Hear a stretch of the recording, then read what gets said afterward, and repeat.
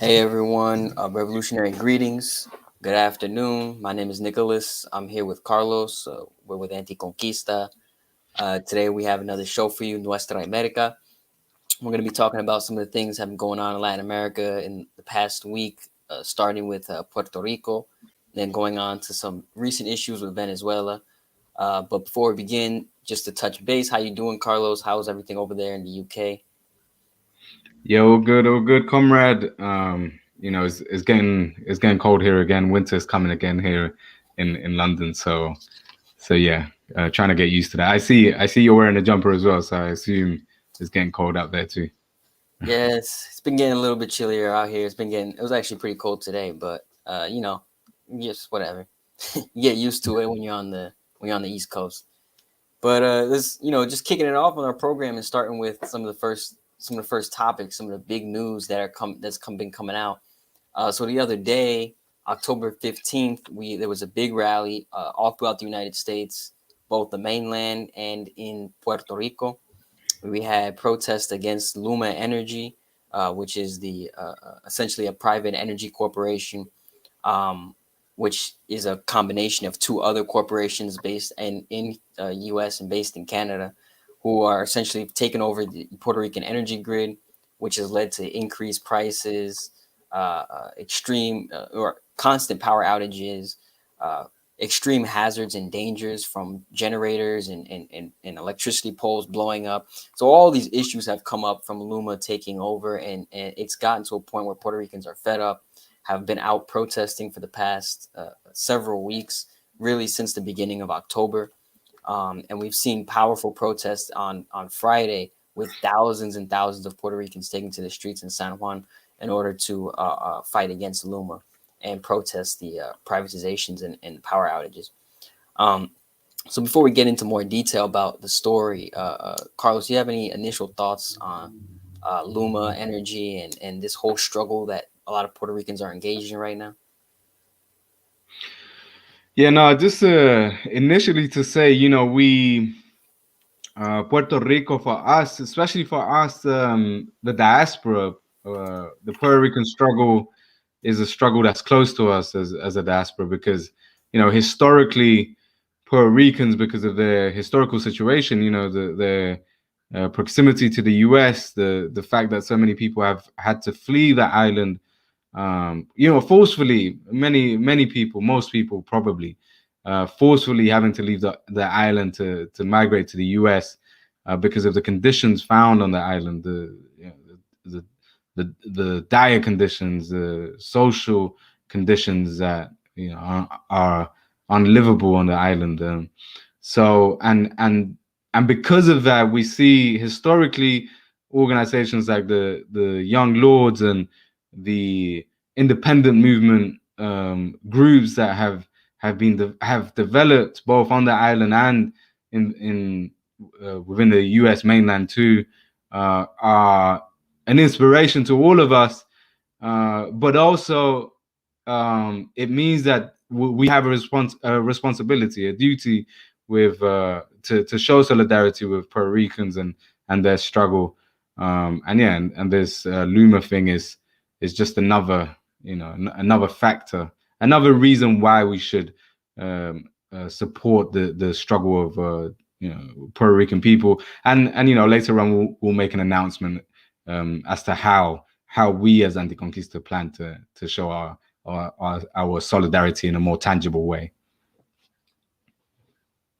And, yeah, and so one of the things that keeps coming back to my mind is recently I was speaking with someone, a Argentinian peer of mine, a couple months back, and one of the things he mentioned to me was he said he'd been to Puerto Rico last year, and it was just shocking to him the difference between the mainland U.S. and the affluence and the wealth that you'll see here and Puerto Rico, where all the people are citizens, are U.S. citizens, but are living in a completely different conditions and almost a completely different world compared to what you see here in the United States. And he again to him, uh, he mentioned this that it's amazing to him that Puerto Rico is still one of the last Latin American countries that has yet to achieve independence, has yet to actually shake the shackles of colonialism off. But moving on to, I guess, diving into these protests and looking at them. So we have some videos here that a lot of videos been going around for the past couple of days over some of the protests in San Juan specifically, and we've seen thousands and thousands of people take to the streets in protest, calling for Luma to get out of the country, calling for really just all Yankee imperialists to leave the country, for all of the U.S. to leave. So we're going to share a video with you here. Quick little video. This is a protest in San Juan. The news media is saying it was about 4,000 plus people. I don't know. To me, it looks a little bit larger, but I wasn't there. I can't give you the specifics, but this is what the video is specific. Vamos en estos momentos a conversar con este empleado de la Autoridad de Energía Eléctrica. ¿Cuál es su nombre? Giancarlo Berrío. Cuéntanos, ¿qué fue lo que sucedió con usted una vez comenzó la privatización? Bueno, fuimos desplazados a una agencia donde nos enviaron a un área de trabajo sin ningún tipo de relación a lo que hacíamos antes. Básicamente 4 meses, un personal técnico capacitado aparte del sistema eléctrico nos tienen sentados sin tarea por falta de equipo de seguridad y desperdiciados. Nos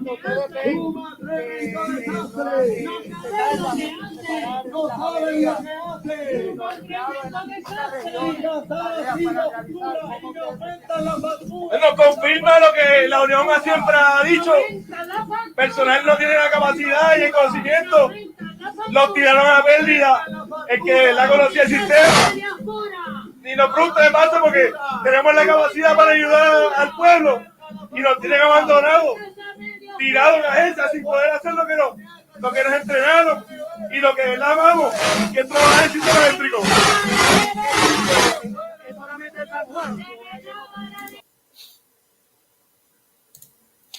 Yeah, so that was images and videos from San Juan over some of the protests, and I'll give it over to Carlos. Any thoughts or comments on these protests? Yeah, from what we can make out from what the comrade was saying there in the video, you have the situation where you have hundreds and thousands of people in Puerto Rico who, as the guy was saying in the video, who have the skills to try and sort the situation out for Puerto Rican people, but the infrastructure and the way Luma and the authorities are managing the situation is so inadequate that the workers are sitting around. They're sitting around whilst they're making them sit around while this situation happens. And I think it's important to understand that it's not just about the situation of that they don't have any electricity. We have to think about the social impacts of that. The fact that with no electricity, it means that hospitals are having to turn away patients because they don't have electricity to work equipment, necessary medical equipment. And we're talking about, the pandemic. So we're talking about ventilators. We're talking about the fact that people in Puerto Rico are having to be turned back by hospitals in the middle of a pandemic because the electricity and the equipment is not working. We're talking about education. We have reports of people in Puerto Rico, students in Puerto Rico being turned back, being told to go back home because the schools can't open because there's no electricity. And they can't even do online learning either because there's no electricity. We're talking about people's food products in their fridges going off because their fridges aren't working. And we're also talking about and it's not just about shortages in electricity, but also dangerous spikes in the electrical system, which means it's damaging important household goods like fridges, like washing machines, like TVs, like air conditioning. Air conditioning, super important in Puerto Rico. You know, there's reports of like elderly people in their 80s, 90s who are frail, who are ill, with no air conditioning in their houses. So you know, this is it isn't just about, you know, a power cut. It's about the social impacts that it's having in people's lives in at this moment. Yeah. Right, absolutely right. And we have I have another video here too, which kind of demonstrates some of the dangers that encapsulates. Like Carlos was saying, there's the issue of uh, uh, hospitals, schools, elderly folks who can no longer actually get access to certain things that they need in order to stay alive, AC, medicine, etc. There's also a lot of examples and cases of elderly folks who need their medication refrigerated, can no longer medicate or can no longer refrigerate their medication because their refrigerators aren't working. And so we saw a couple of days ago there was several Puerto Ricans who went to the gates of Luma and dumped their appliances there, saying basically like they don't work for us. Maybe you'll take better care of them, or you'll have better use for them. But outside of those issues, which are very key, and it's good that Carlos brought them up, because that's really the core of the power outage issue, is that it basically makes society not function as well as it can. There's also these issues of a lot of the electricity grids are blowing up, are causing fires, and are causing threats to a lot of just basic infrastructure. This was actually sent to us by a comrade, Puerto Rico Sin Ricos. And this video Ahí tiene basically Luma, shows mira, some of the Luma. fires. Esto es lo que hay, Luma. Salte. Mira, cuidado con ese cable. Mira, Naú, no te metas, salte, cable. Oh, cuidado, mira, ese cable es peligroso. Los postes. Mira, Anisa, saca el cajo de ahí.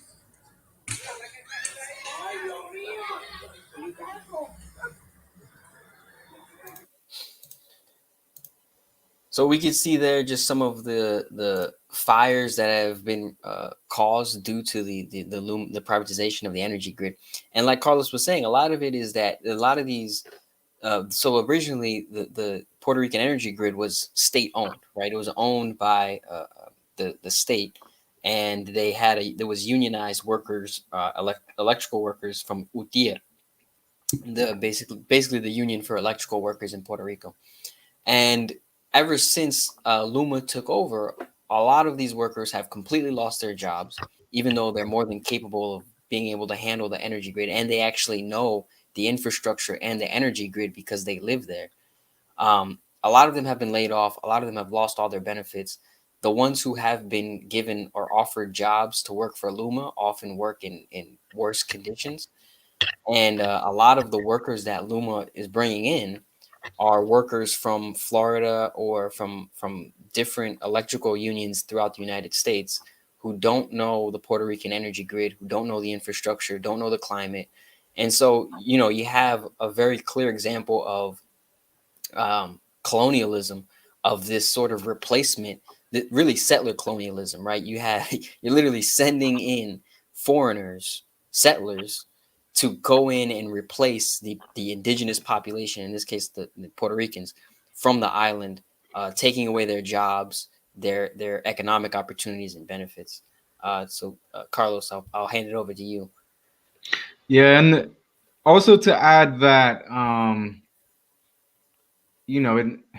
I've seen a lot of commentary from the US, from the liberal media, also from liberal politicians who are asking questions about this, which is important. At this moment in time when the people are suffering, we welcome everybody who's trying to do something. But also as a socialist and anti-capitalist, we must point out the hypocrisy, right? And so you see, I was watching some kind of what was it, like a Senate discussion on what was going on in Puerto Rico, and so they had a Luma representative there talking on behalf of the company, and he was being grilled. Quite frankly, he was being grilled by liberal politicians. I assume they were from the Democratic or even the Republican Party, who may have Puerto Rican constituents that they might be representing and stuff. And they were being grilled about it, and the guy had no answers. He had no answers, and it's very clear that they're obviously not there to provide a useful service for the people, but to really for the shareholders of the company to make a profit. I believe what I heard is that they make $7 million from when they took over in June. They've made $7 million a month, right, in profit.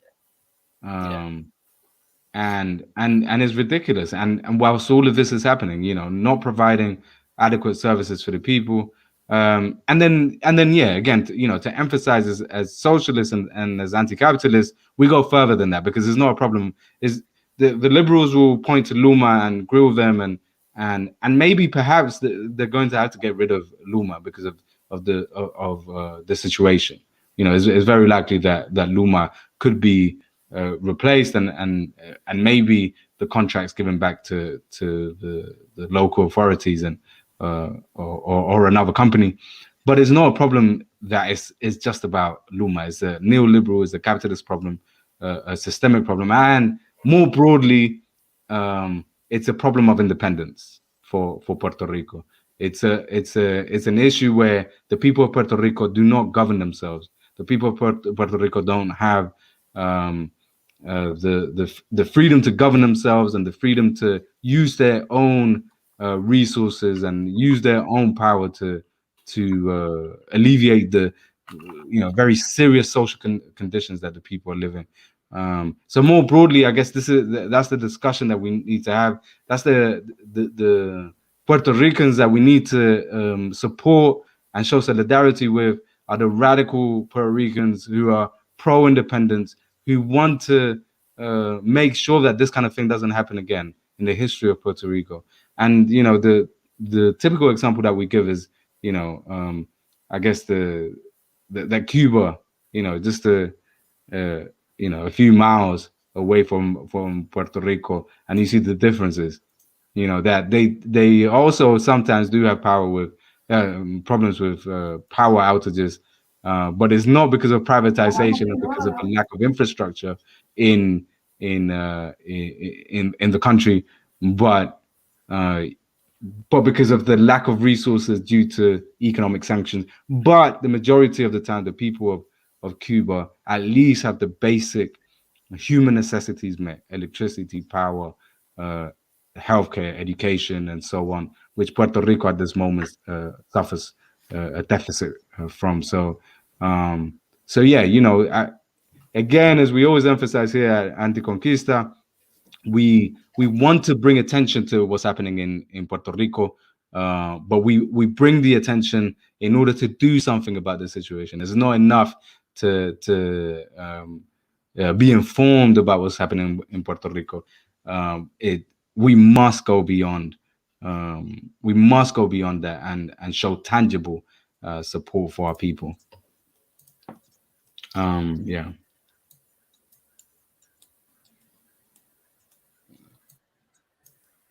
Sorry, I'm having a little bit of technical troubles, but you can go ahead real quick, Carlos, while I try to figure this out. Yeah, no problem. All right, so while Nick figures things out with that, we wanted to, in that spirit of wanting to help Puerto Rican people out more tangibly, we wanted to make an announcement that Anticonquista we have now made funds available for the struggle of Puerto Ricans during the protests, during these protests that are happening at the moment. We are to confirm who we're going to be partnering up with in terms of Puerto Ricans. It's very important because we've spoken about this in the past. We don't want to impose ourselves on Puerto Rican people. The same thing that's happened with the Haitians. a lot of GoFundMe's start up supposedly to help the situation in Haiti and now in Puerto Rico and so on. And we're not going to do that. What we are going to do is partner up with radical socialist and pro-independence Puerto Rican groups who are doing work on the ground, who are doing work in the protests, both in the US and in Puerto Rico and in Puerto Rico itself. And so we're going to make these funds available. Nick, I don't know if it's possible, but if you could put the banner where people could donate to our PayPal. And what we're going to do is we're going to match for at least 48 hours. Whatever people donate to us via our PayPal, we are going to match, and we'll share we'll distribute what we've gotten with a couple or a few Puerto Rican groups who are doing work. While we wait for Nick to come back, I guess more broadly and maybe to go deeper into the conversation that I presented earlier on to give context about the difficulty hearing you. Can you? Yeah, I can you hear me? Yeah. All right. But yeah, I was just saying, Nick, if you could put the banner, if it's possible to put the banner in terms of where people can go to help us out. As I said, we're going to be partnering up with Puerto Rican groups and giving them that money so that they can distribute it as they see fit for these protests. But also, I was just going to say, just broadening the conversation a little bit and thinking about Puerto Rican in the context of ongoing colonialism, because that's important, and that's what anti-conquista is about, and that's why people come to us, because again, it's more liberal-minded activists and commentators are going to be focusing on Luma as a company, which is what they tend to do. Or like, for example, and Luma, Nick, you mentioned earlier on that Luma is partly owned or has something to do with Canada, and Canada is one of those countries that are seen as a friendly country when compared to the US, but they do this kind of thing everywhere in Latin America. There's a great book by I believe his name is Gordon Webb and another author that I forget his name, talking about Canada and Latin America, and they do this kind of thing all the time, where they the government and private organizations and companies go and loot primary resources off of Latin Americans all over the continent and get away with it because it's like what they explain is imperialism without taking lands. It's imperialism without colonies. They don't have to colonize. They don't have to physically colonize your although Puerto Rico is a different case because it is also physically colonized as well. Yeah. It's still in the hands of the US. But yeah, it's interesting. Sorry? It's like soft imperialism. Yeah, so-called soft imperialism. Yeah. Yeah. But yeah, it's interesting to know, and it's interesting for us to we need to understand, and we emphasize always in Anticonquista that we need to move away from this very narrow view of imperialism as something that's military operations or even more coercive operations in Latin America, Operación Condor, or Plan Colombia, and so on. These very overt versions of imperialism. It's we need to start thinking about how imperialism is really like a more militarism, military part of imperialism is just one aspect of it.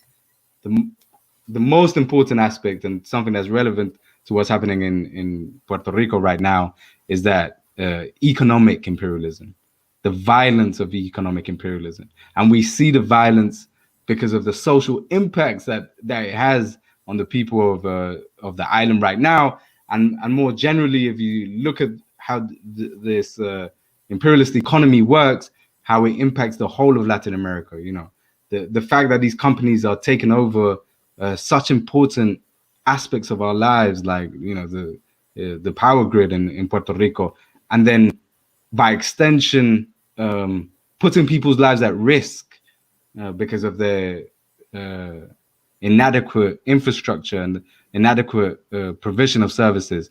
That is also violence. That isn't a military operation, but it's as good at it. It's the same. You know, they're stealing our resources. They're taking our money, while our people suffer, while our people die. Right. And right. So I guess what I wanted to touch on, going all the way back to when you're talking about the liberal politicians, like basically confronting Luma in the Senate hearing. I remember watching that, and I remember Rashida Tlaib, the Palestinian Democrat from, I think she's from Detroit. She was doing a pretty good job at actually like nailing down, and she was attacking the money, how much money is coming into Luma, and specifically its executives. How much money are you guys making there as this country is being completely destroyed?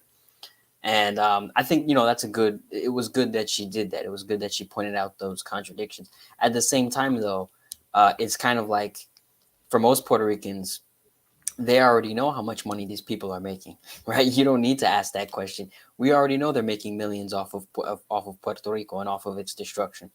Our question is, what are you going to do about it? And so, you know, I think, as Carlos was basically saying, the liberal, we take allies as they come, right? So if the liberals want to start questioning these corporations, good, they should be doing that. But at the same time, understand that they're very limited and constrained in their actions and what they can do. And also, as Carl, I think what you said was a good point, was that the Luma energy thing is a symptom of a much larger issue. Right. And I would point that issue is, like you said, is colonialism, and specifically we see that in the in Promesa, in the Fiscal Control Board, which has complete sovereignty over the economy of Puerto Rico, taking it completely out of the hands of any Puerto Rican, even the elected governor. And this is really like the struggles that are coming up, because Luma is one struggle of many that Puerto Ricans are facing right now. The Fiscal Control Board has been a struggle that's been going on since Obama, and before that, or I would say around the same time, you also had Hurricane Maria. And so these are two issues: the recovery from Hurricane Maria, fighting against the Fiscal Control Board. Underlying all of these struggles is the fight for independence, is the fight against U.S. colonialism. And so we see that Luma Energy is just another sort of, it's another struggle. It's another, it's another la lucha that in the overwhelming fight against U.S. colonialism and imperialism. And right now, I'm working on an article for Anticonquista, which is touching on another fight, which is interesting because it's like a legal fight that has a lot of these issues that date back to the 1900s, to when Puerto Rico was first colonized by the United States, which deals with whether or not it's legal for the United States to discriminate against Puerto Ricans because they live on the island. Right now, the law is that you're allowed to discriminate against Puerto Ricans. So in other words, Puerto Ricans can't receive certain welfare benefits like disability benefits if they live on the island. So this has kind of been a back and forth struggle. This is another issue that's coming up in November. But all of these things, as we've been saying, all kind of the underlying fact or the underlying problem behind all of these struggles is U.S. colonialism, is the fact that Puerto Ricans are subjected to second-class citizenship by the United States.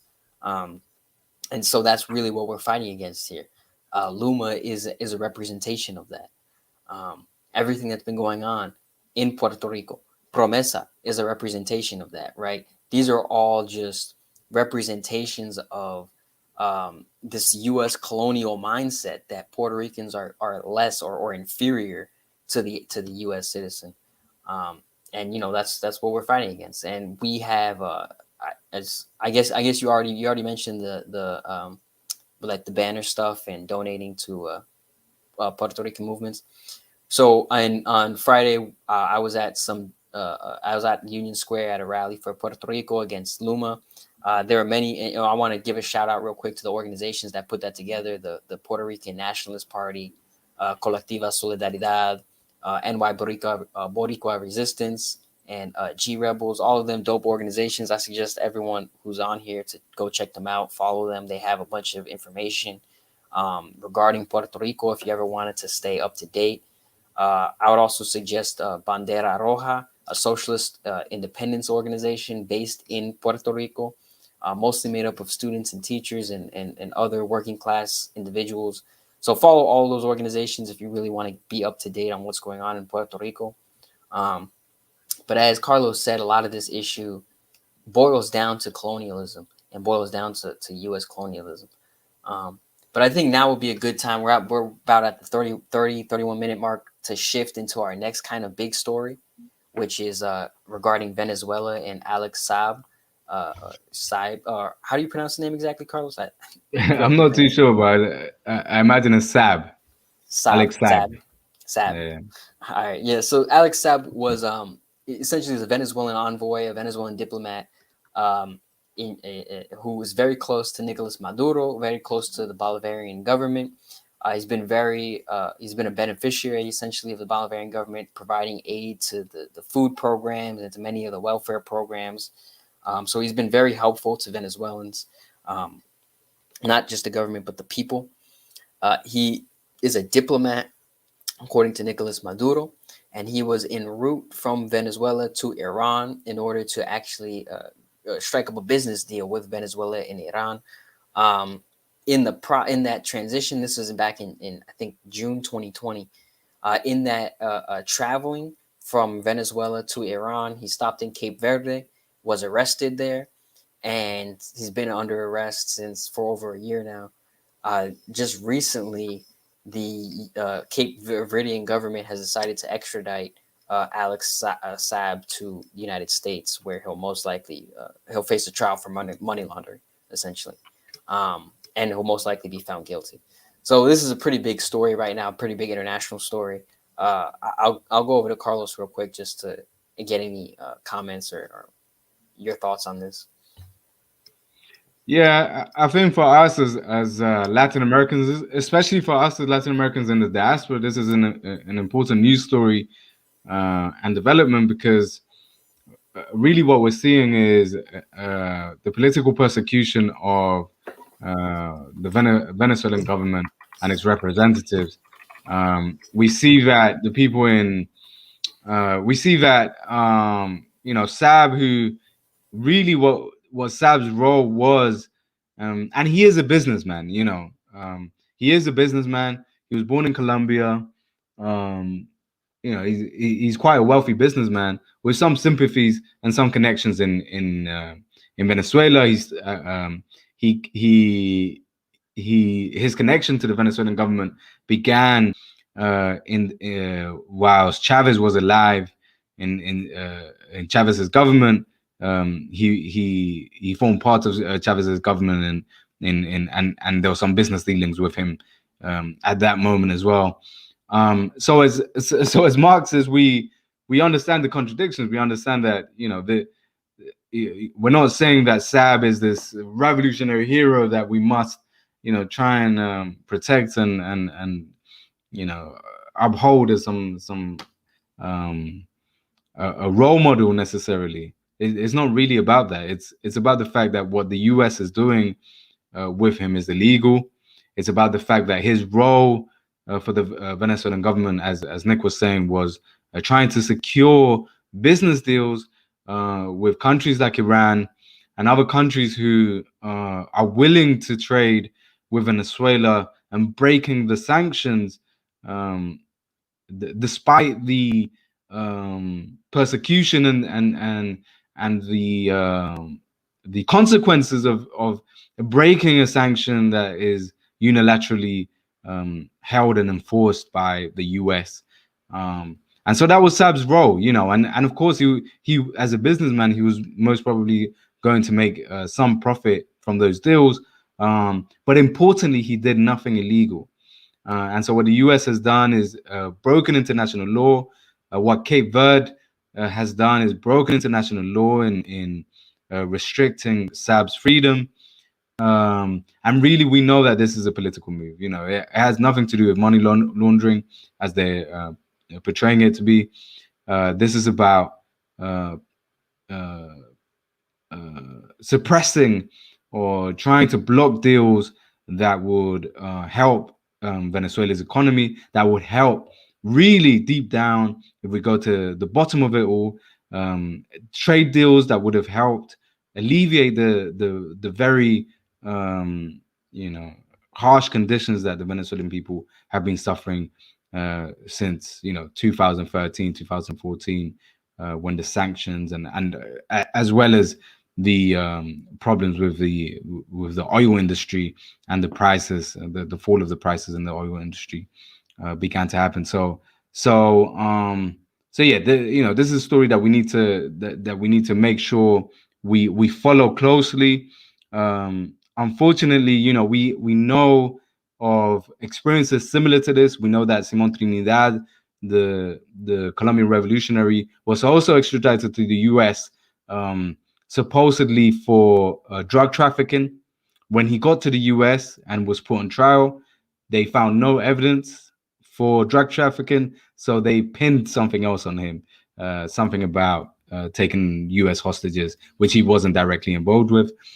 So we know, even if they don't have the evidence to charge Saab with what they claim is money laundering, they're not going to let him go that easily, unless, and this is why Venezuela is they're not sitting down and they're not crossing their arms and they're not letting the US walk over them. I believe they have arrested 9 US citizens who were already in house arrest, but now they've taken them into the police stations to process them more quickly as retaliation for taking Saab, who's a Venezuelan diplomat. And we hope that the actions of Venezuela and their defense of Saab works, and Saab is eventually allowed to well, basically given his freedom back. Right. It's pretty interesting too, how the U.S. can sort of enforce its laws internationally, way outside of its jurisdiction. And again, the charges against Saab are regarding money laundering, and they specifically what the U.S. is charging him with is some sort of bribery scheme in related to Venezuela currency exchange, and that, as well as stealing money from the Venezuelan food program. And it's interesting to me because it's like, well, what do either of those have to do with the United States? Like, right. Why does the U.S. have to charge him with something that exactly if he's like guilty, Venezuelan issue, right? Exactly, if he's guilty, is in the jurisdiction of the Venezuelan people. Is it Right. He should be processed in Venezuela if he's guilty of what they're accusing him of. Right. But also to add, Nick, that the journalist in charge of supposedly putting this evidence out there of Saab's corruption, I believe his name is Roberto Denise, if I'm not wrong. Roberto Denise. He's a right-wing journalist whose journalistic company is headquartered in Miami. You know, that Right. that in itself would tell you a lot. But also, it's a company that's supposedly their whole business model is around promoting democracy in Venezuela, and they get funding from U.S. companies and so on. So we know who's behind. We know who's behind this. Again, it's not to say that we see Saab as this revolutionary leader who we know he's not. We know that he's a businessman. But that doesn't make what they're doing legal, and it doesn't make it right. And we must, as Latin American socialists, make sure that we keep an eye out on this, and perhaps also do something tangible to help the situation. All right. And, Protest and so on. Right. And I think there's a protest actually today in Venezuela, in solidarity with Saab, and also here in the United States, and I think one in New York City. But I only point that out because I just wanted to point out that if the U.S. is claiming to arrest people for committing crimes in other countries that are way outside their jurisdiction, where does it end? Like, to me, that's a slippery slope where they can just start arresting anyone in any country for whatever reason they think. But the other aspect too of this I would point out to is that the Venezuelan government hasn't taken this simply sitting down, right? There's been a response by the Venezuelan government. So the first thing that the Venezuelan government said that they were going to do was completely suspend talks with the opposition, which is something that the United States really was, I think not just the United States, but most of the Western world was really looking forward to. Some sort of talks with the opposition where the Maduro government can basically say, look, we'll concede to some aspects, we'll compromise on some aspects, and then you guys will have to compromise with us on other things. Some sort of reconciliation. And that, I think, would have been a major step for both sides. But now that's completely halted because of this arrest. And I think, that was a good move by the Maduro government. They need to hold those talks with the opposition as sort of a bait to get the Americans to do what they want. And the second thing that the Venezuelan government did was they had six. So the Venezuelan government had six sit-go executives on house arrest. All six of these individuals were then brought into a police headquarters for questioning. So they're no longer on house arrest. They could be facing, jail time, whatever it might be.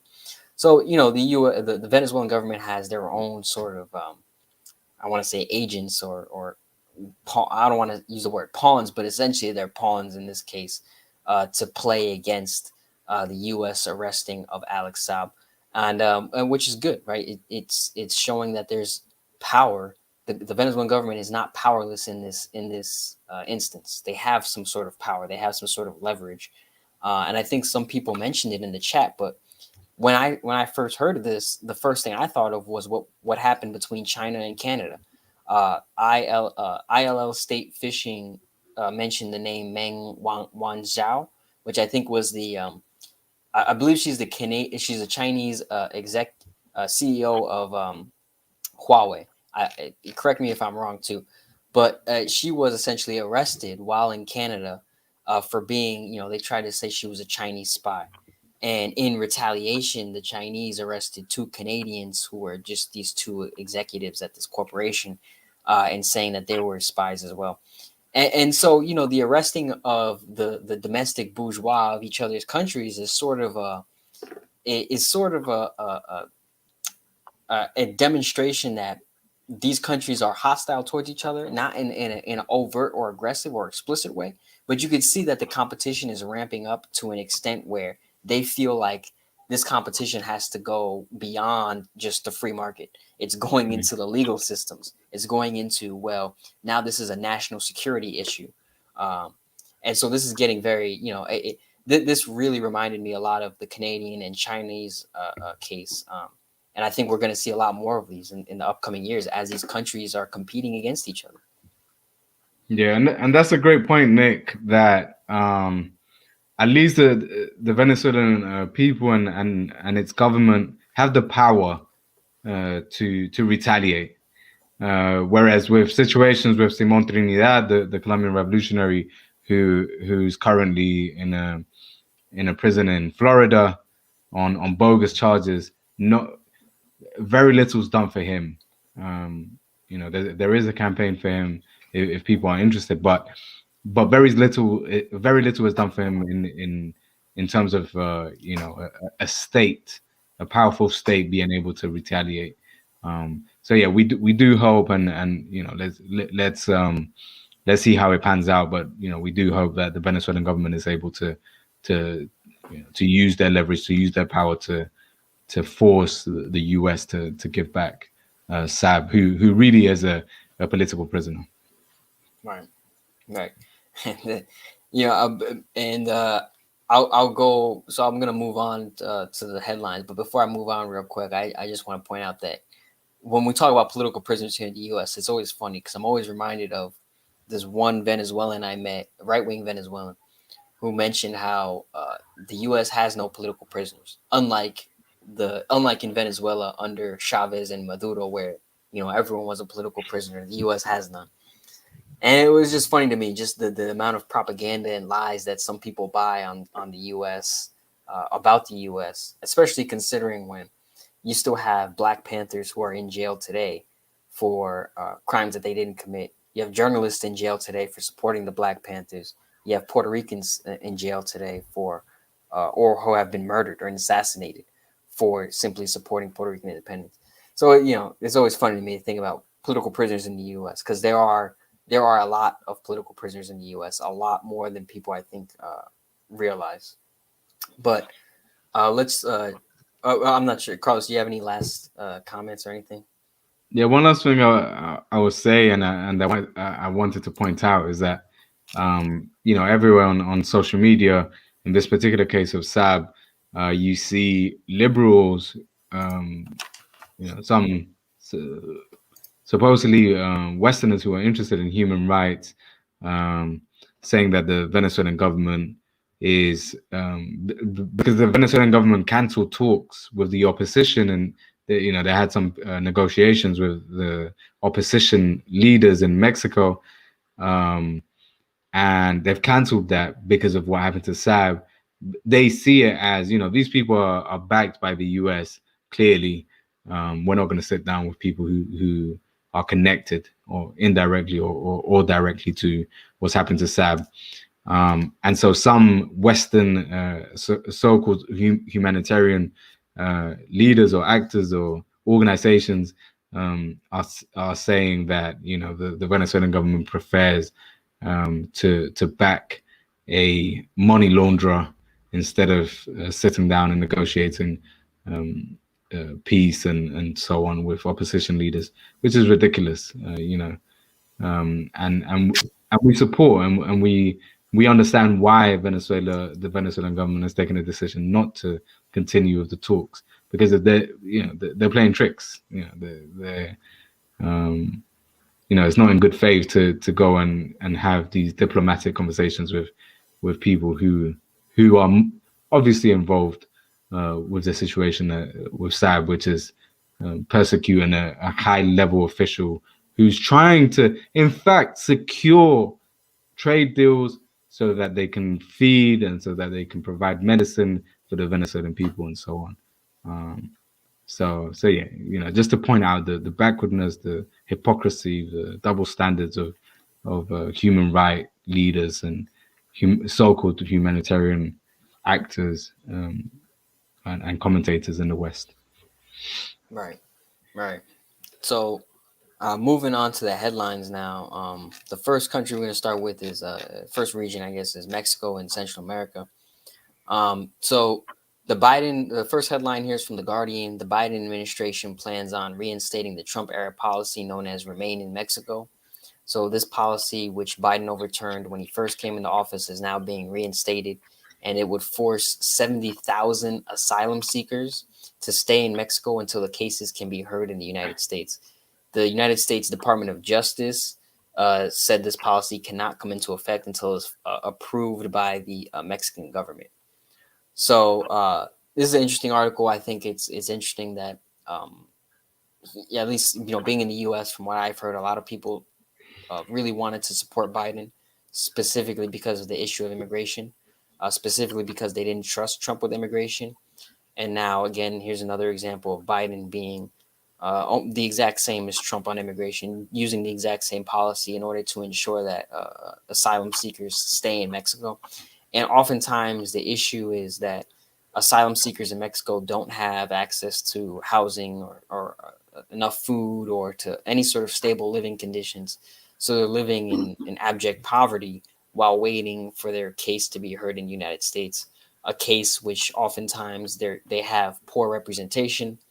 Um, I was speaking to a friend a couple weeks ago who does a lot of work with immigrants on the border, the U.S. Mexico border, and he was saying that there's a lot of need right now for people who speak Creole, because there's a lot of Haitian migrants coming across the border, and also there's a lot of migrants coming from Oaxaca. So there's a large need for a lot of people to speak in different indigenous languages. Um, and it's difficult right now because already there was an issue with translation from English to Spanish, but now we're having other languages like Quechua, which is Andean language, as well as several different indigenous Mexican languages, as well as Haitian Creole. So all these different languages are creating all these different issues for many hundreds of thousands of asylum seekers and migrants who are trying to get across the border. So, Carlos, you have any comments or thoughts on that? Yeah, no, I just wanted to point out that, talking about international law connected to our last story with Saab, and how he's been illegally arrested. They have actually broken a law they're breaking a law by with this type of policy. In international law, if somebody has arrived in your country looking for asylum, you must take them in. So by turning them back, or locking them up and doing all sorts to these migrants, they're breaking international law.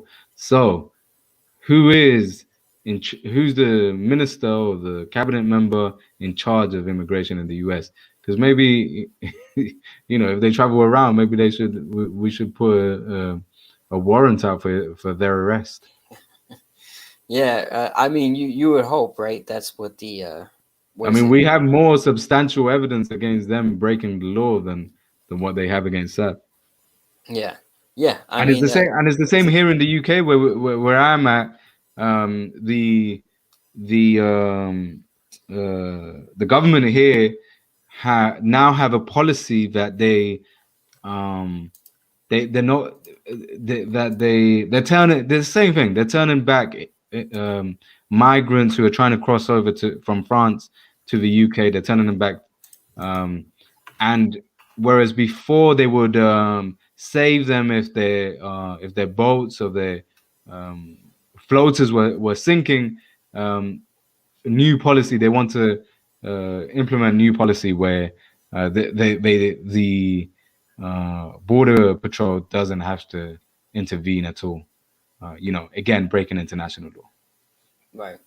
And I think what was it, like maybe 2 or 3 weeks ago, you mentioned this on one of our older programs when the Haitian migrants were coming by, or were coming when that news was breaking, and you talked about how this wasn't a violation of international law. And it's interesting because the U.S. So when you mentioned that, I actually did a little bit more research into U.S. international law and asylum seekers and refugees, and the U.S. has actually signed on to a lot of international laws, which essentially say that, a refugee is someone who's fleeing persecution, whether it be violence or economic or political persecution, whatever it may be, and you have to be at least open to the individuals.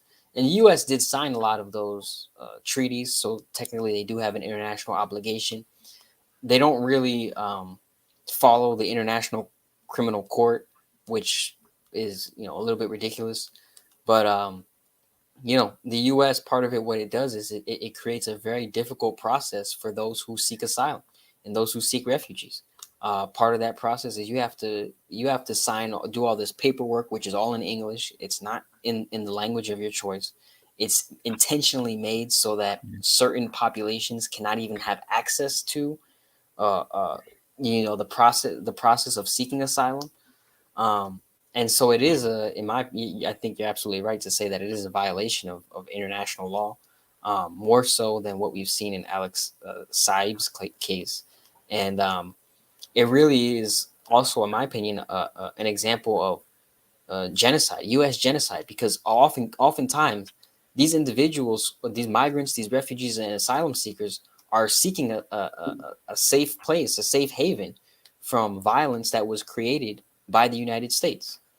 So right now, all of the Haitians that are coming through the United States, it's not just a matter of right now they're trying to say it's a climate issue. So you have thousands and thousands of Haitians coming into the United States because of natural disasters, and they'll point to the earthquake that happened recently. But it's not about natural disasters, right? It's about U.S. imperialism. It's about a 2004 coup, which completely undid any of the progress made by progressive forces in Haiti, and since then has been creating a downward spiral of just disasters, from president assassinations, to extreme corruption, to gang violence and paramilitary forces running around without any sort of with impunity, I guess. All of these cases are examples of just what U.S. imperialism has done and what's driven people out of the country. And Haiti is just one example. So I think this issue is really it's a U.S. issue. It's a issue that's the root cause is the United States. Yet what the United States does with this remain in Mexico policy is it puts the burden of the issue onto Mexico. And I think that's, it'll have a detrimental effect on Mexico, I think, in the long term. For sure. Yeah, that's very well put. Right. And so our next major or kind of big news story, this happened more recently. This is in Honduras. So sticking with sort of the Mexico Central America region in Honduras, correct me if I'm pronouncing this wrong. I think it's Xiaoma Castro de Zelaya. So she's running for president in Honduras. Castro is the wife of the formerly deposed president Manuel Zelaya, who was ousted by a U.S.-backed coup in 2009.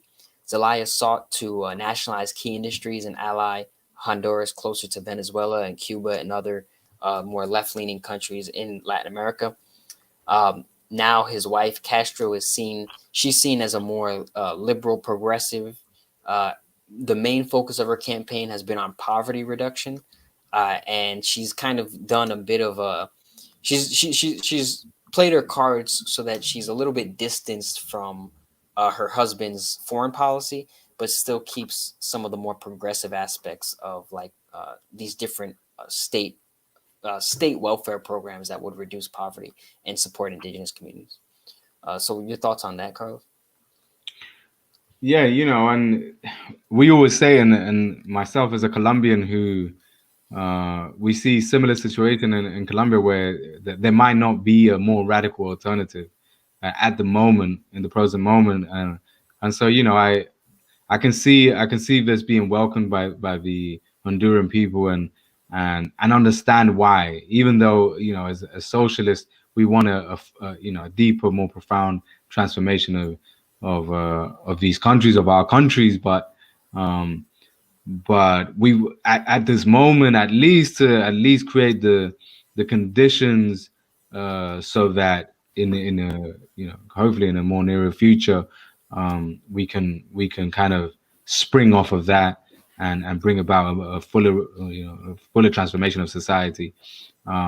So if this is the transition we need towards that, we know that Zelaya husband or now wife coming to power, we know neither of them were like radical revolutionaries, but they lean or they have socialist tendencies. So yeah, we do welcome that, and hopefully she's able to succeed in the elections.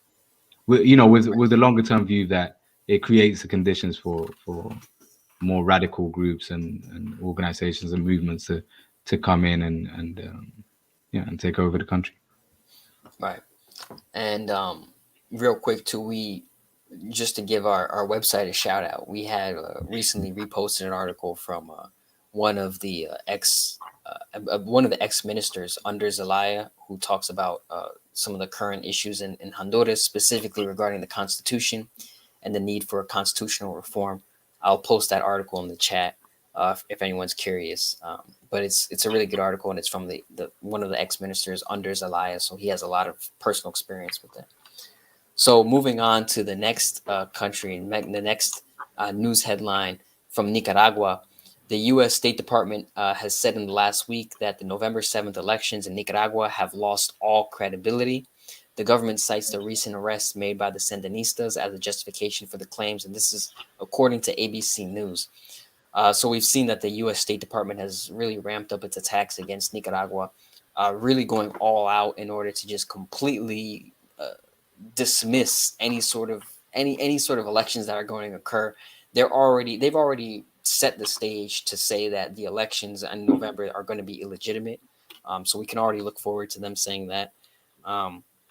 But this is interesting because at the same time, Ortega and the Sandinistas are doing, in my opinion, a very different strategy than what we've seen more recently, like from Maduro and from other nations, where they're not compromising with the opposition. They're not compromising with the imperialists. They're saying, look, we got a stronghold here in Nicaragua, and we're going to hold on to it regardless of whatever the fuck you guys think. You know, you guys could say our elections are legitimate. We don't care. But what are your thoughts on that, Carlos? Yeah, no, I think it shows the weaknesses of the liberal Western democratic system under capitalist imperialism. You know, we understand that because of the situation, we understand you can't have free and fair elections. You know, it's impossible. Same thing in Cuba. You know, that's an issue that they have in Cuba, not as much as in Nicaragua, because they have more control of the state. But it's an issue because if you open up and have free and fair elections, according to what the imperialists like to see, what it means is that they can funnel millions to opposition leaders, to opposition parties, to try and win over the heart of the people, and bring about, you know, really what they want to bring about is an overthrow of the more progressive sections of society, more progression sections of the political system, or the political movements in these countries. And it's the same in Nicaragua. And you know, we shouldn't fall for the propaganda that the Western imperialists shove in our faces about Nicaragua imprisoning these innocent political activists and actors and so on. Really, these people that are being imprisoned, there's a good reason for it. If you look deep down, if you look at the reasoning behind it and the government's reasoning behind it, you'll see that they have a point in. They have good reasons to restrict their freedom. Right. And they do have reasons. They're really, I mean, the reason is that they're afraid. They're afraid of the Sandinistas, and they're afraid of, I think they're afraid of the ongoing solidarity and the increase in solidarity, as we'll touch on with some other headlines, between very left-wing governments that are opposed to U.S. imperialism and U.S. hegemony in the region. But to move on now from Mexico and Central America. Can I also just quickly add to that as well? And that's where like the human rights organizations become an imperialist tool again, as we're seeing that with Saab's case, where they're like making Saab into, even though Saab's own human rights are being restricted, and in fact he was tortured when he was in Cape Verde, but they don't care about that. So the Western humanitarians and their NGOs are really becoming and have become tools for decades now of the imperialists, and that's what they're doing with Nicaragua as well. Claiming that the political prisoners, that they're restricting their human rights and so on, in a very decontextualized way, not looking into why the money, the activities that they're performing in to destabilize the country politically and so on. That's something that we need to keep in mind as well. How humanitarianism, there's a narrative around human rights, is being used as an imperialist tool increasingly. Absolutely. And so moving on to, and that's actually a good segue for what we're going to talk about with the Caribbean. We've already talked about Puerto Rico, so we're not going to go back to that, but we're going to focus now on Haiti and Cuba. Two headlines coming out of there. Haiti, this is very recent. I think this just happened yesterday. Um, 17 Christian missionaries from the United States were kidnapped in Haiti. A Haitian gang hijacked the van that the missionaries were traveling in. And this comes one day after the UN Security Council held a meeting which resulted in a unanimous vote to extend the United Nations Security Council mission in Haiti for another 9 months. Many fear that this kidnapping will be used to justify U.S. military intervention in Haiti. So your thoughts on that are headline, Carlos? Or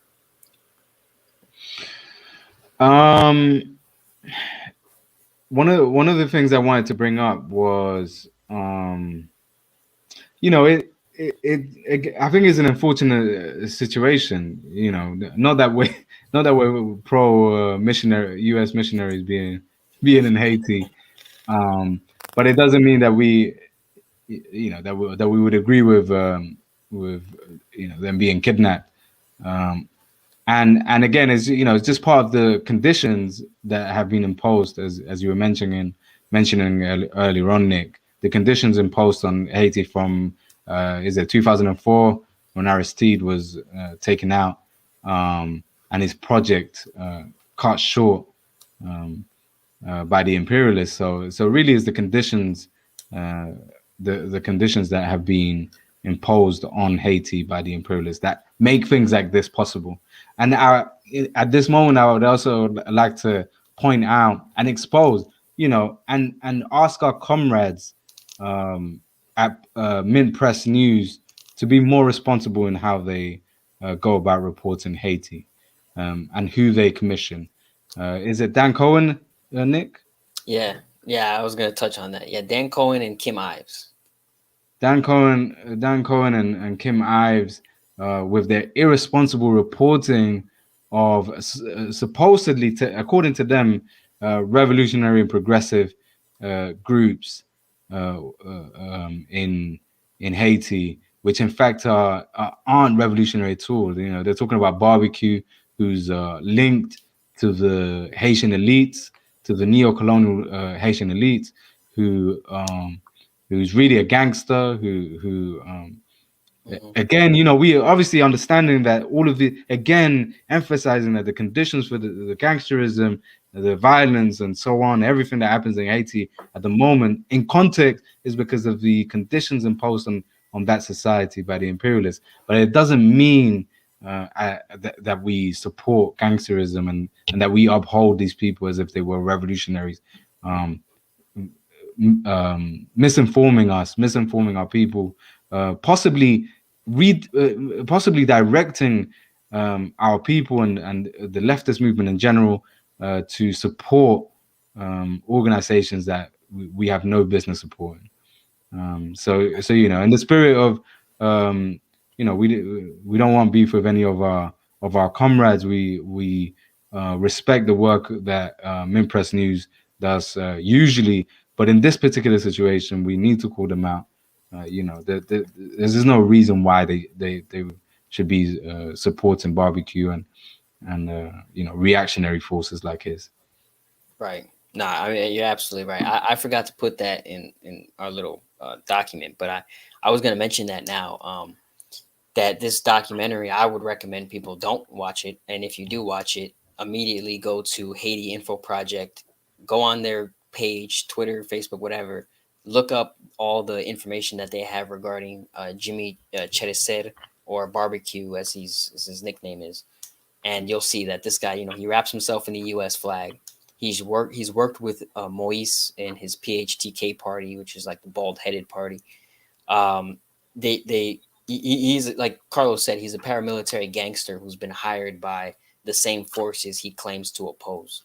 And we've had programs. You can even go back to when we did our program on Haiti with the Haiti Info Project. We talked about this individual, and they said, you know, look, most Haitians don't think he's a revolutionary. Most Haitians see him as a gangster and a criminal. And the fact that these two what we have, what we're talking about specifically is these two white guys who went to Haiti and who are claiming to know more about Haitian politics than Haitians. And that's insane. That's exactly what we've been, for the past few months, what we've been fighting against. And so, I would call on any organization affiliated with either of those individuals to really do some investigation into what you're doing, what kind of content you're putting out, what information you're putting out, and for anyone who's in the audience to be very skeptical of that documentary or any work that comes out afterwards. There's a very easy way. There's a very easy way to sort that situation out, and it's pay attention to Haitian radicals. Pay attention to the Haitian Info Project. Pay attention to the people themselves. Why are these two white guys being hired to go and do or being commissioned to produce these documentaries that are so misinformed, that are misinforming our people and people on Haiti? It really is a very backward thing to do. Right. Right, exactly. And so that's important for just for Haiti. And again, there's a concern and a fear that the U.S. will try to use anything that they can to justify intervention into Haiti. And it's important to remember that, look, a lot of these folks who people are claiming to be revolutionaries are also allies with the United States. So if there is an intervention, they'll be right alongside the U.S. trying to take power. But going from Haiti to Cuba, some of the headlines coming out of Cuba are pretty interesting. The first headline is that the Cuban counter-revolutionary group Archipelago plans to protest on November 15th in support of the July protests. And while both protests claimed to be against authoritarianism and against the Communist Party in Cuba, the protests in July resulted in the destruction of hospitals, including children's hospitals and hospitals that were helping COVID patients. And the second headline from Cuba is that the state news agency Granma has also confirmed that this counter-revolutionary protest will occur on November 15th.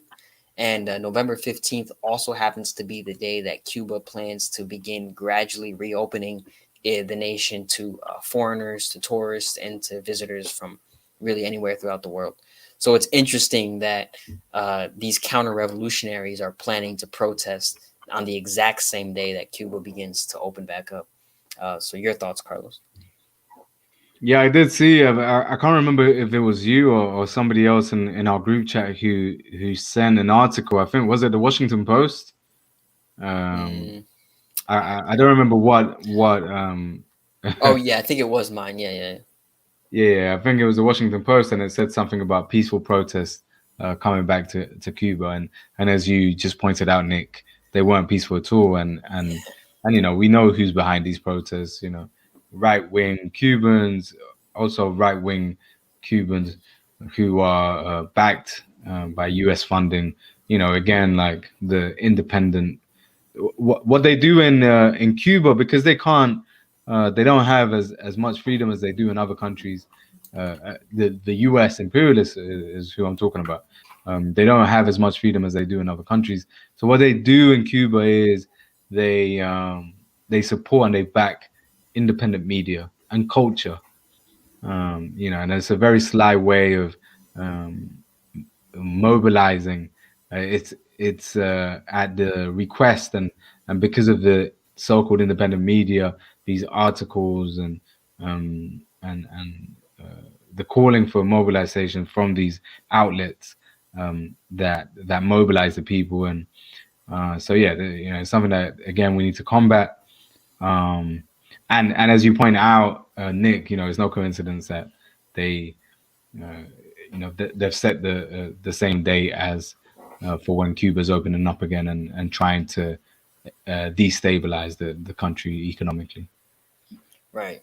And I forgot to mention real quick, and I'll put the article in the chat, in the YouTube chat, if in case anyone's interested. But the Granma article also is very specific, and they call out multiple what they call imperialist news agencies or Western-backed U.S., UK news agencies, which are trying to stir up controversy and conflict in Cuba. So they call out specifically the Cuban Granma. So basically, the Cuban government, the Cuban state, called out BBC, CNN, AFAA, so the Spanish news agency, and a Miami newspaper called El Nuevo Herald. So these four news agencies, they called out specifically because they had something to do with basically pushing the July protests, which again were clearly counter-revolutionary protests. All of these groups had some sort of either connection or were putting out several articles which were supporting these protests. And I think the Cuban government is a lot more aware of the social media campaign and really the media effort that's going to take place in trying to stir up counter-revolutionary support, both in Cuba but also outside of Cuba and throughout the rest of the world. So they're a lot more aware of that now, which I think is a good thing. Yeah, for sure. I was going to say something, but I forgot. Now you get moving on to South America now. We have a couple more headlines. I'll start. The first one will come from Brazil. So in Brazil, we have the Brazilian Senate plans to issue its final report on the investigation into the handling of the pandemic by Bolsonaro. The Brazilian Senate's recommending that there be 11 criminal charges that include malfeasance, genocide against the indigenous, irregular use of public funds, violation of sanitary measures, and incitement to crime and forgery of public documents are some of the charges that they want to bring against Bolsonaro. And although it's unlikely that he'll be put on trial, these charges will still be made and will most likely be passed by the Brazilian Senate. So any thoughts on that, Carlos? Yeah, no, that's great to hear. Again, like, we're talking about a Brazilian Senate that's dominated by liberals and really right wing Brazilian politicians, and even they are disgusted by the way Bolsonaro has handled the situation. So that says a lot. But yeah, hopefully we do get to see some punishment. The wrong people are being put in jail. Bringing it back to Saab. Saab, who's trying to do the exact opposite of what Bolsonaro is doing. Saab, who is trying to make deals so that the people of Venezuela could have access to food and to medicines and vaccines and so on. And then you have Bolsonaro doing the complete opposite, which is as they worded it, a genocide really against the way they've handled the pandemic. So hopefully we do see some justice in that sense. Mm-hmm. Right, and I mean the only really good examples that we have right now, I would say at least outside of Cuba, would be Bolivia, with the arrest of many of the coup plotters from the 2019 coup, and Right. justifiably so. And we get to see them, take the punishment that they deserve. And Bolsonaro is in that same, in my opinion at least, he's in that same category, and deserves that same punishments, if not worse. I mean, Lula spent how long in prison? Right. for in what really was trumped up charges. So so why not? Why did Lula spend years in a prison for these charges, and Bolsonaro, who's literally the a culprit in terms of genocide, like mishandling the COVID situation and allowing Brazilian people to die. He most definitely deserves to go to prison. Right. Absolutely. And so that brings us to our next headline in regards to Chile, which also has another leader facing criminal charges. This is because of the Pandora Papers. So the Pandora Papers basically resulted in an investigation being opened up into Chilean President Sebastián Piñera, who also happens to be, I believe he's still the richest man in Chile. So in 2010, it was alleged that Piñera sold a mining company to a childhood friend of his. And this was only 9 months after he became president. the opposition started this investigation, and it's been leading the investigation, and it's arguing that Piñera should be impeached and tried for money laundering. So, any thoughts on that? Yeah, I have faith in the Chilean people. As strong as the neoliberal, and we know neoliberalism in Latin America. In fact, in much of the world was, Chile was a guinea pig for it. And so we know that the neoliberal system in Chile is strong. The structures are solid. But I have faith in the Chilean people. The Chilean people have always been very radical. Producing the likes of Salvador Allende and so on. And I do have faith that the Chilean people won't allow to be trampled over as they've been by Piñera. Mm-hmm.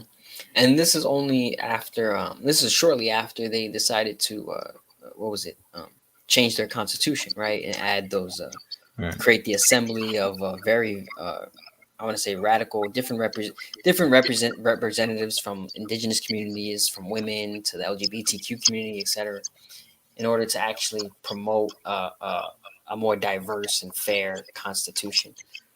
So I would say, I would agree with you that it is looking more positive in terms of Chile, and specifically, I would say because of the ongoing struggles that have been occurring. Because really, we've also seen this. You also can't forget the constant protests that have been occurring from students, from the Mapuche, from various. And they've won because of those protests. They've won. Exactly.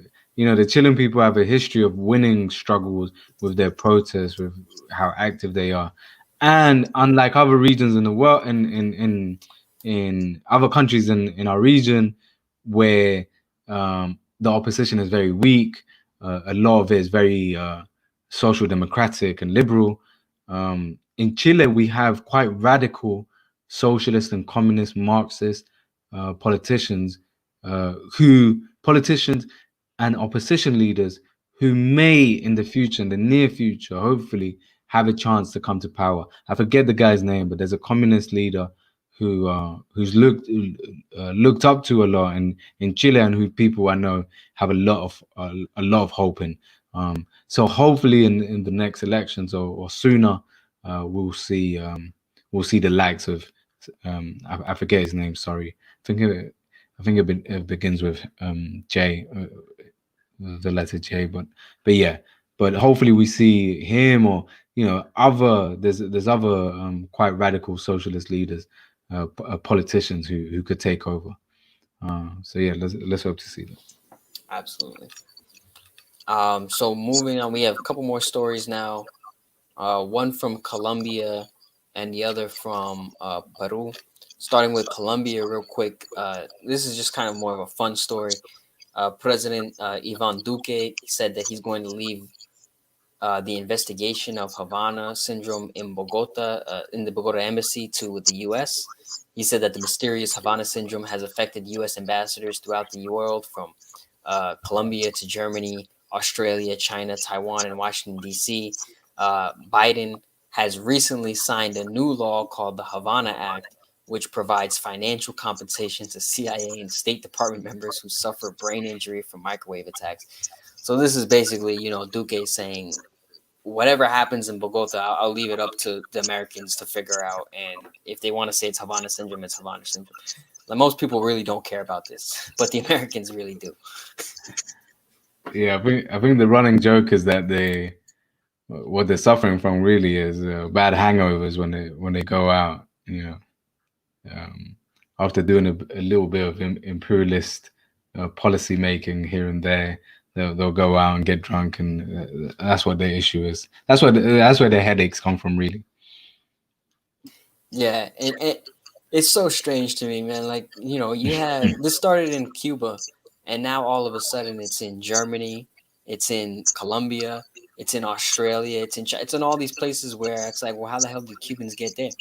So it's amazing to me that this is still something that liberals talk about, or anyone talks about.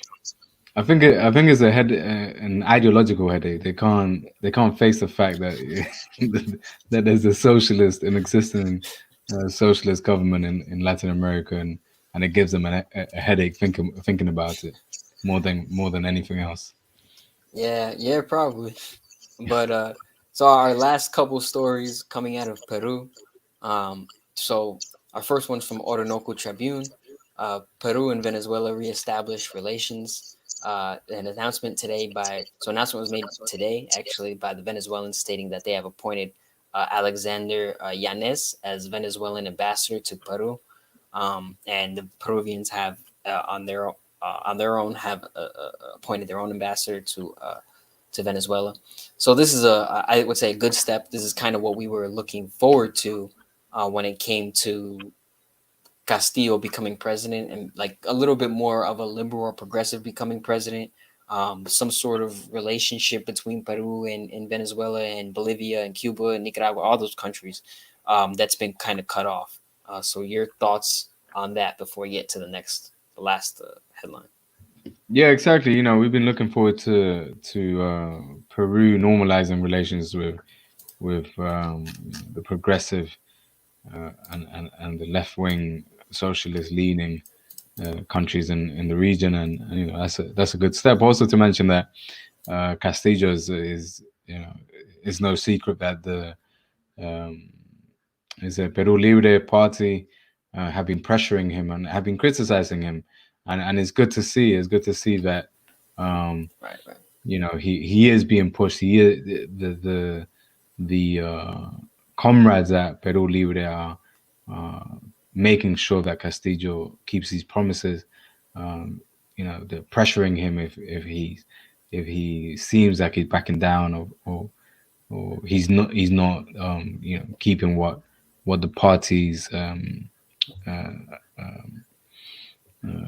manifesto has said. So yeah, it's good to see, and it shows. And we've been saying all along, like we can't expect. It's up to the people, really. It's up to the people to pressure, and that's what happened in Venezuela as well with Chavez when he came to power. He wasn't really that radical, and it was the people that pushed him, the people that forced him to bring about more radical policies.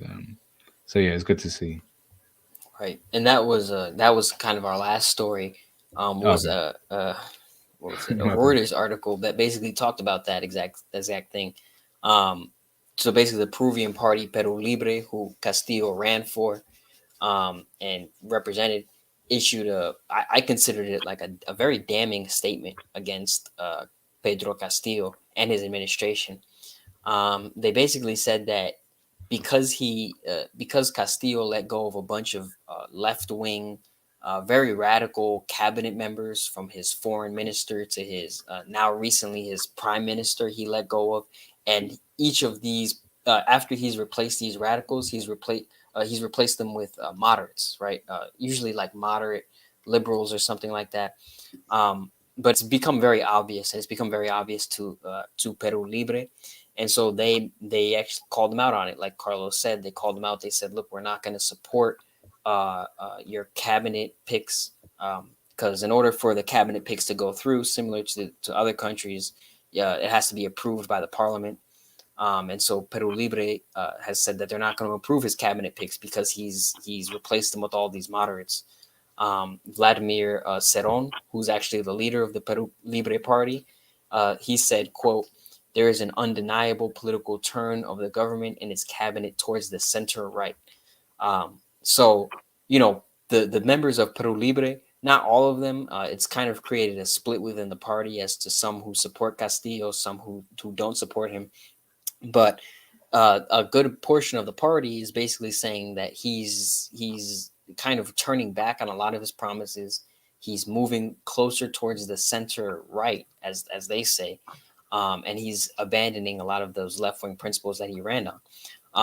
One of the things I found most concerning was that the new prime minister that he appointed, her name is Mirtha Vasquez, and she's known as to be like this moderate, very liberal lawyer. She, as soon as she was appointed, she made a statement basically saying that there's no need for any sort of changes in the Constitution. And that was one of the things that Castillo ran on, was changing the Constitution, similar to in Chile, to updating the Constitution to a more modernized version, to have more qualities, more benefits for the people of the nation. And she's already, saying that she's against that.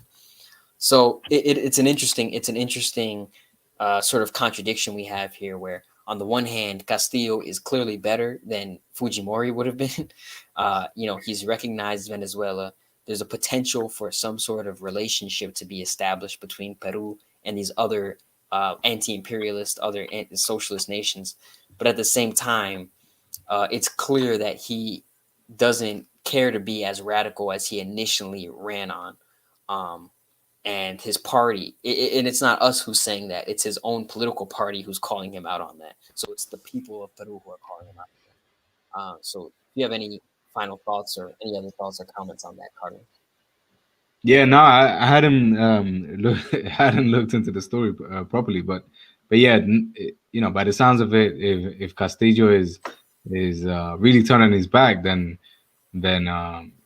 hopefully we see the Peruvian people, the masses come out and show him how they feel, and we always knew, like, these are transition governments. These are transition governments. Perhaps some of them socialist leaning, and is in these transitions, it's easy to be co-opted. It can be either co-opted by the elite, or the people can co-opt it and make it even more radical. Hopefully we see the latter, as we saw in how it happened in Venezuela too. But yeah, we need to look into that more, and maybe next week or one of the following weeks we could go into detail as to what's really going down in Peru. Definitely. And so that was really the last headline we had for today. Our main stories that we talked about were Puerto Rico and Venezuela, and I think it's important for people to keep those in mind, because those are two nations. Both nations have something in common, which is that they're both under siege from the United States, one through very explicitly colonialism and the other through imperialism. And it's important to recognize that the U.S. has an interest in maintaining both nations' inferiority to the signs of, or at least inferiority to U.S. hegemony within the region, because that allows for the U.S. to extract cheap labor, to extract vast amounts of natural resources and other things that are necessary in order to sustain the conditions that exist here in the United States right now. And that's one of the reasons why we bring up a lot of these topics and issues and these news statements. But that's really all I had. The last thing I would say too is there's another video coming out later today on Anticonquista's channel with Tela Jaguar. They're going to be interviewing who was it again, Carlos? Remember? He's a Chicano leader. I'm not quite sure. It's some kind of Chicano leader, but yeah, definitely look out for that live. Is it a live or a video? I'm not sure if it's going to be live or a video. I know it's coming out. I think it might be a live. It's coming out today at 6 p.m. Eastern, so 3 p.m. Pacific. I think that's pretty late in the UK, but like 11 p.m. But yeah, go check that out. Tela Jaguar recently joined us at Anticonquista. We're going to be collaborating with them more often. We love the work that they do. We love the support and the Chicano nationalism coming from their end of the states, from the west side. So we're gonna keep up working with them, keep collaborating with them, and keep trying to host more of their videos and their content on our platform in order to get the support out and get the information out. So if you have that time or opportunity or chance, please check that out for us later on today. And besides that, I don't really have anything else, Carlos. Yeah, just the last thing to say, this program, we began by talking about what's happening in Puerto Rico, the protests, and not just talking about it, but we want to do something about what's happening. And us at Anticonquista, we are.